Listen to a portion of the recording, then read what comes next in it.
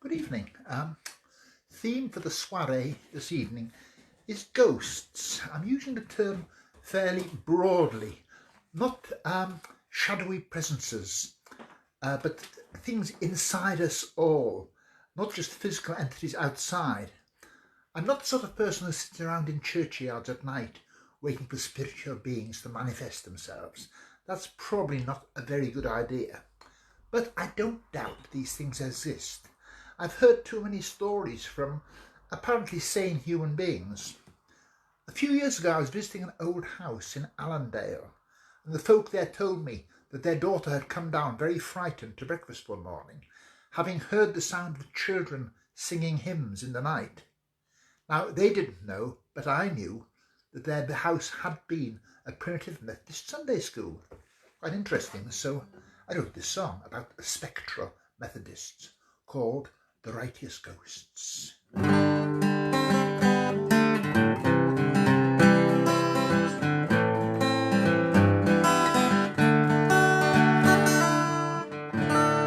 It was in 1964 they finally closed the chapel door. The faithful few, they bade their last farewell. Someone took the organ, someone filled the pews. The trustees took an offer, would have been folly to refuse, and God's house became a house for men to dwell, with the righteous ghosts. Righteous ghosts. It was a family from the town who moved in the first time around. Mr. Davis was a chemist who worked for the ICI. Science is occupation, science brought his daily bread. Science gave the answers to the questions in his head. So for 10 years he always closed his eyes to the righteous ghosts. Righteous ghosts. In 1983, when Margaret Thatcher was the Queen, a new couple, nouveau riche, self-employed. They had 7 years of making good, 7 years cash flow, 7 years and then a heart attack. The doctor came too slow. Though she used his mobile phone, he did not join with the righteous ghosts.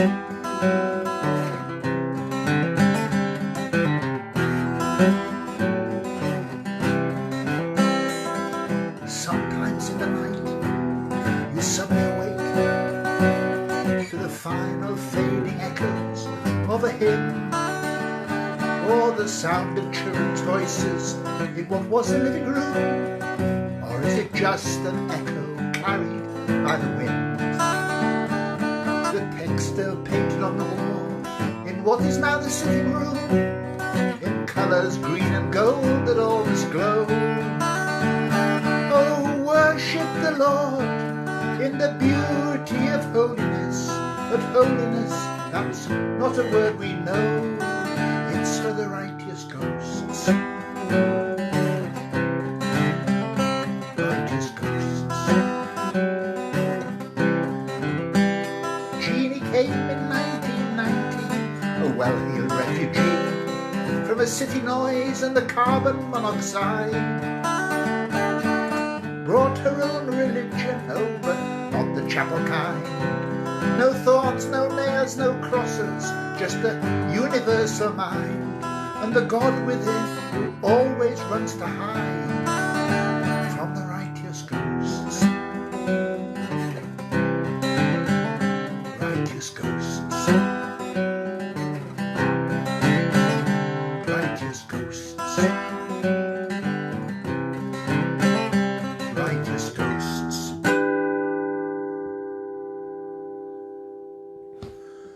Right, I'm using the term ghost a bit differently. This is about really the alter ego inside all of us and can sometimes drive us. It's called the ghost behind. Some people, I think, spend a lot of lives on what they call a journey. Sometimes go an awful long way from being one thing to being another. So That's about that. It's called The Ghost Behind.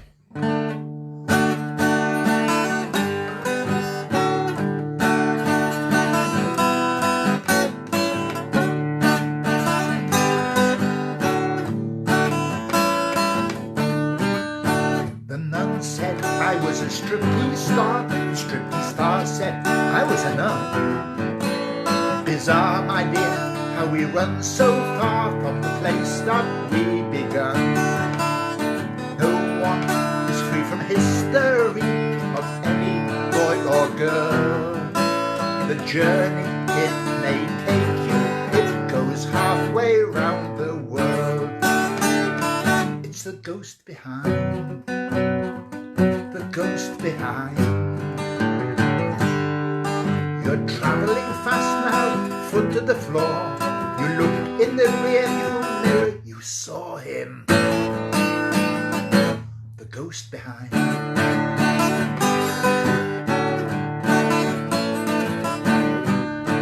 You say it's the light that leads you on, or maybe it's the devil drives. Was it adolescent rebellion hit the bishop at 75? When the child is father to the man, that child will brook no choice. A cliff-top lemming poised to leap at the inner infant voice. It's the ghost behind. It's the ghost behind. Macho man, now cry and shout. Those clammy fingers reach out, they touched you. The ghost behind.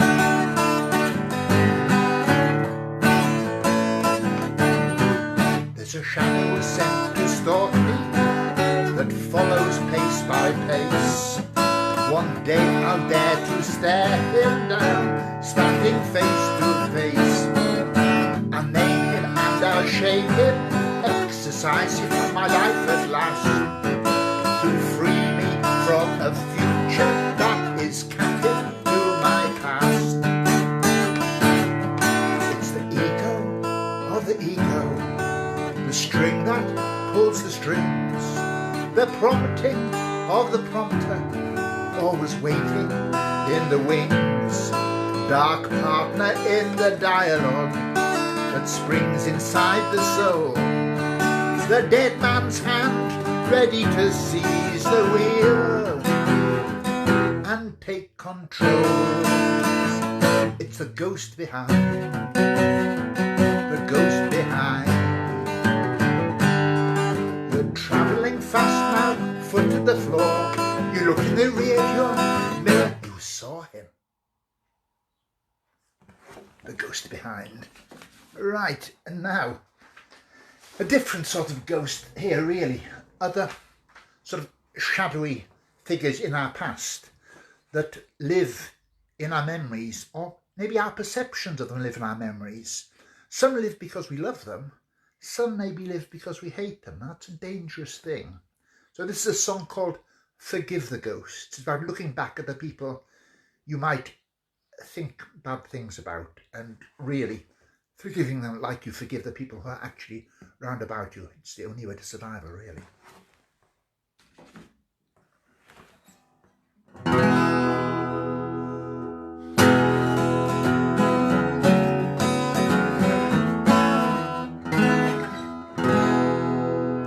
Forgive the ones who may trespass against you, if you be forgiven the times that you stray. Though they trample your garden and never ask pardon, ride roughshod across you, then claim rights and way. Forgive the neighbours who shared in your labours, who stayed behind you 9/10 of the way. Was they shared the prize as they slipped past the post. It's then that it's hard, it's then you must define. Gravity, it's that hard, yes, it's that hard to forgive the ghosts.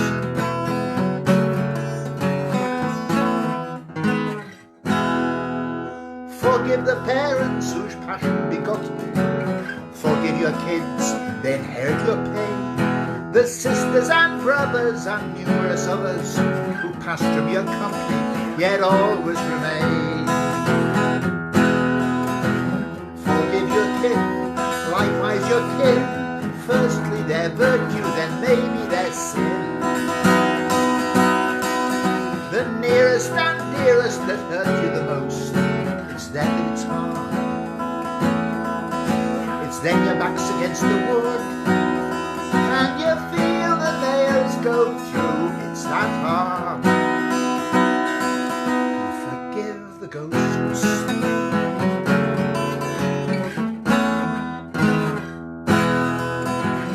Unreconciled on the edges of your consciousness, faces growing blurred now, lips too cold to kiss, captives in the dark places of your heart.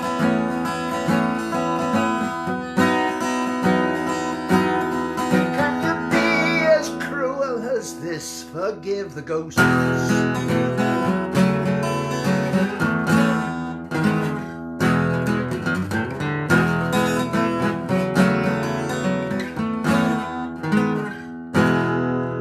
Forgive the ones who know not what they do, likewise the others who know it full well. Forgive those who assail from the refuge of heaven the lies and delusions that take men to hell. And forgive me, Lord, I have ignored your bidding, hardened my own heart again and again. With the cold and the crystalline pride that would boast, would never forgive.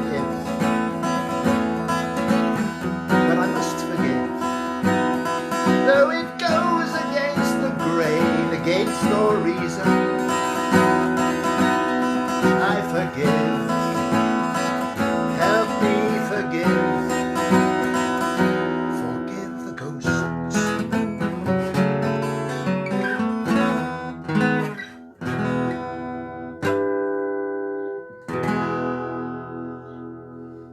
Forgive the ghosts. Hey, where are we at? Right, another song about rather older ghosts. This is inspired. We had a trip, a holiday in France about 15 years ago. Went to a place called Conques, where there's a wonderful 12th century cathedral, and it's got at the west door has a tympanum, which is the space above the lintel under the arch, a semicircular panel. It's a terrific carving of the Last Judgment. And on the left, there are the saved feasting in heaven. And on the right, there are the lost being tortured by demons in lots of very inventive ways. For instance, there are rabbit demons roasting a hunter over a fire. It's sort of 80% hilarious and 20% very deeply disturbing. This is a song I imagined. I had the idea at the time. It took a long time to write it. Imagining a couple of tourists and how they might react on seeing this for the first time.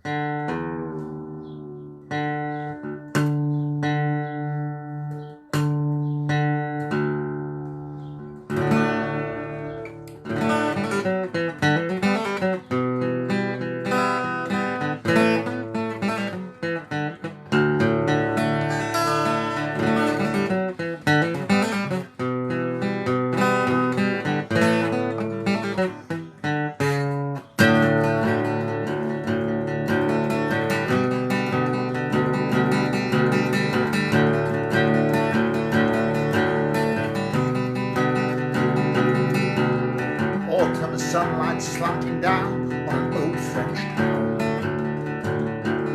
An English couple walk hand in hand across the square,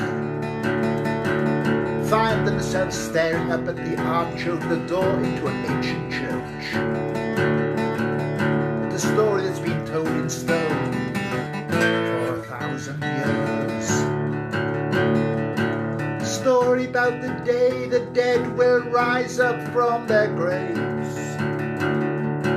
The sheep and the goats, the saved and the lost divide. Hey, he says, look at the angels and demons. Girl, pass me that camera. And he laughs out loud. She is suddenly unsure.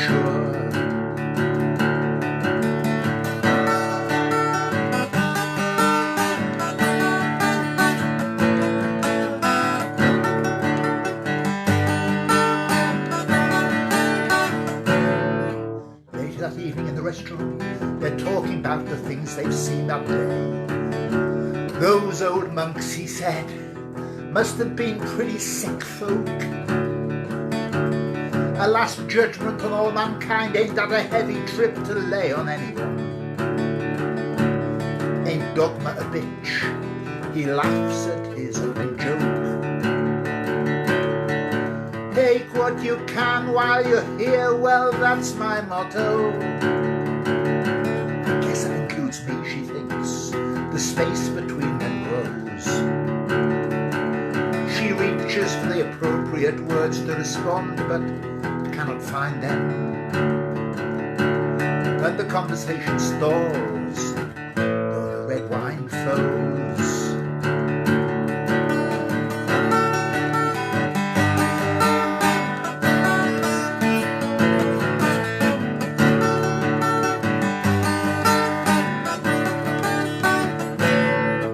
'Cause the clock strikes midnight.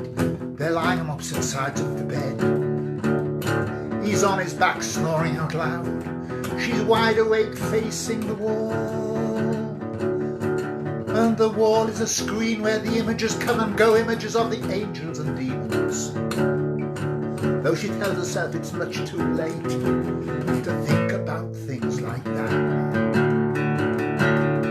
For it's nightfall when the dead rise from their graves. The future or the past manifested in the now. When you leave behind all you came here for, the earth doesn't turn as it did before. Strangers come crowding around your door at nightfall.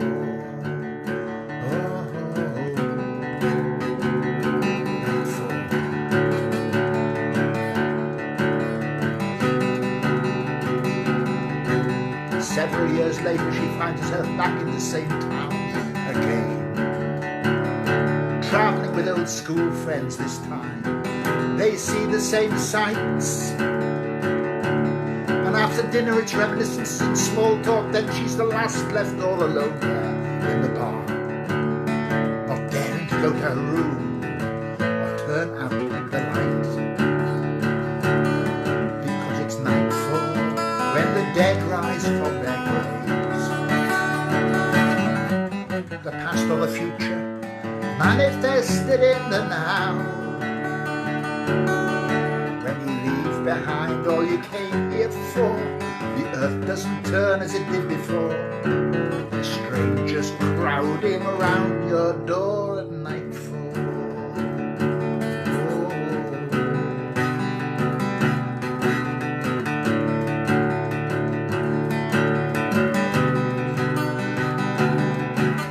Nightfall, and everything is changed. Reality and unreality, reformed and remade.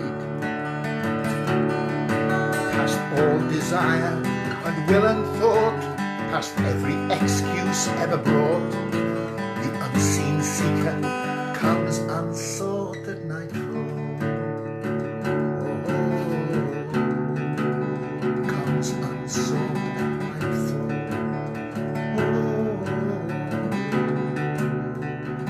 Unsought at nightfall.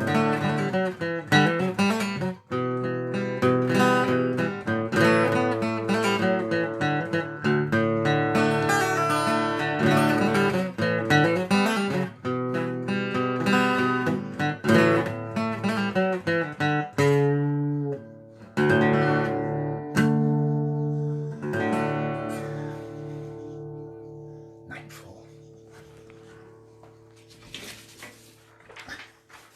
Another haunting song, but about a haunting, but not a negative one, because we sort of often think we're only haunted by scary things and the dark side, but I think we've been haunted by good as well.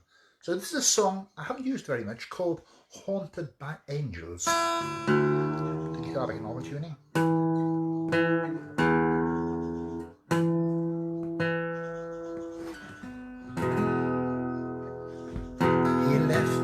Sleeping and slipped down the stair, unwilling to waken his cynical mind. In the grey of the morning, the chill of the air, to seek what he longed for and dreaded to find. So strange yet familiar, the empty street stretching to heights and to distances way beyond his sight. The murmur of voices, the whisper of winds, and at the edge of his vision a glimmer of light. For he's haunted by angels, haunted by angels now. Haunted by angels, see him run, see him run, all heaven at his heels.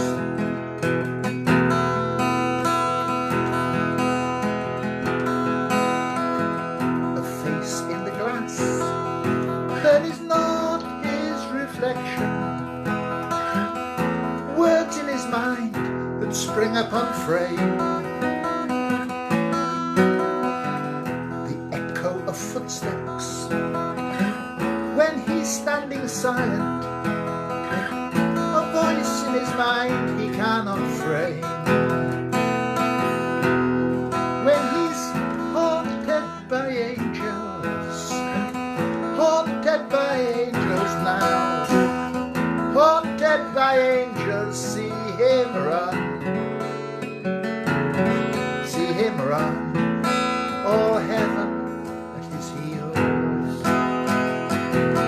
So with stumbling feet and a pounding heartbeat, at the thoughts and conclusions you cannot but form,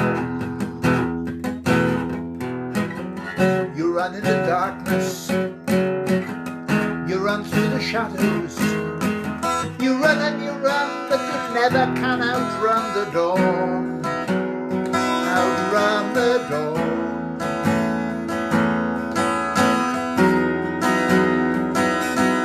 When you're haunted by angels, haunted by angels now, haunted by angels, when you run, all heaven at your heels. When you're haunted by angels, haunted by angels, haunted by angels, see them come, see them come, all heaven at their heels. Haunted by angels. I've left probably the most frightening song to the end, because this is about a very real ghost in my memory, and it's not the outside entity sort of ghost. It's the sort of thing that gets into a young child's psyche, and the terror can last right through life. It's about a traumatic experience going to the dentist's. When I was very young, my mother said to me, "Son, there's many dangers lurk while you're eating your tea. All the chocolate and marzipan, that icing sugar too, all those syrup butties that you love so much to chew. For unless you brush your teeth 14 times each day, they will crumble, then go black and horribly decay. If you do not restrain yourself at your daily tea time binge, there'll come a day when we must take you down to Mr. Cringe. Oh, Mr. Cringe, the dentist, he will make you smile. All you have to do is go in and sit down in his big chair for a while. He'll only take 5 minutes. Just open your mouth wide so he can put 30 holes. His mirror on a pole, his hydraulic wires, great big drill from a North Sea oil rig inside. I never heeded a warning. Children seldom do. In a way you could say I bitten off much more than I could chew. I cleaned my teeth occasionally, once a fortnight, that was all. It was much more fun to use a toothpaste to draw patterns on the wall. I thought my teeth would always stay young, healthy, strong and white. I thought that I would never suffer toothaches, painful, blind, till I woke one midnight with a scream of an agonising twinge. Mother said, tomorrow it's down to Mr. Cringe. Oh, Mr. Cringe, the dentist, he will make you smile. All you have to do is go in and sit down in his big chair for a while. He'll only take 5 minutes, just open your mouth wide, so he can put the teeth hose, his middle on the police hydraulic pliers, great big drill from a North Sea oil rig, oxyacetylene welding gear inside. Next morning in the waiting room, I sat paralysed with fear. Like a bad dream, I heard his drill scream, and I knew my time was near. His assistant came to fetch me. She was huge and tall and grim. She turned to my mother with a smile and said, Mr. Cringe will handle him. She dragged me up to the surgery. I felt terrified and small. A set of false teeth grinned at me from a skull upon the wall. She said, young man, now you've a choice, the gas or the syringe. Then you pass into the hands of dear Mr. Cringe. Oh, Mr. Cringe, the dentist, he will make you smile. All you have to do is go in and sit down in his big chair for a while. He'll only take 5 minutes, just open your mouth wide, so he can put the teeth hose, his middle on the police hydraulic pliers, great big drill from the North Sea oil rig, oxyacetylene welding gear, 3 young assistants with hammers and chisels inside. I found myself sprawled in the chair, towering over me. Mr. Cringe was grinning down from his height of 7'3". He said, I can fill you or extract you, or if your situation's drastic, I'll still leave you smiling, though your smile may all be plastic. I leapt up from the chair, made bold straight for the door, stumbling through the piles of teeth that lay across the floor. But though I got away, my dreams are always tinged with the fearful likeness of the dreadful Mr. Cringe. Oh, Mr. Cringe, the dentist, he will make you smile. All you have to do is go in and sit down in his big chair for a while. He'll only take 5 minutes, just open your mouth wide, so he can put the fitty hose, his middle on the police hydraulic pliers, oxyacetylene welding gear, 3 young assistant hammers and tools, 2 kilograms of TNT inside. Right, next week, some love songs, I think. See you. Bye.